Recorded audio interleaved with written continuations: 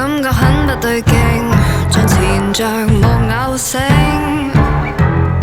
為期望而立正假裝給反應，人生有既定和使命，心底渴求清醒，頑劣的天性容易超出場景，還是錯定，連神情和藝術性都講統一性。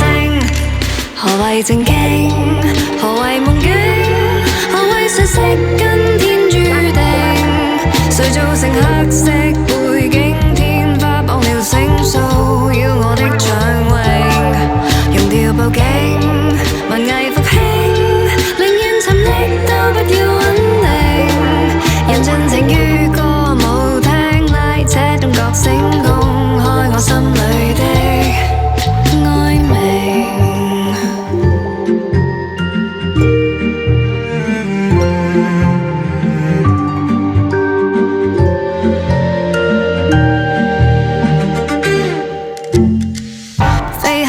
所以很不理性，任台下是議論聲，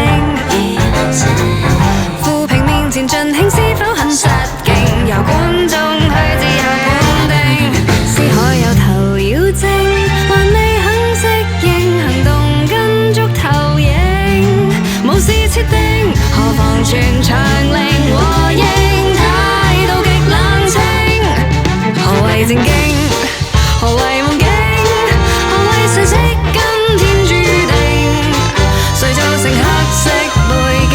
天花綁了繩索，要我的暢泳，用掉報警，文藝復興，寧願沉溺都不要穩定，人盡情於歌舞廳拉這種覺醒，想釋放所有的愛。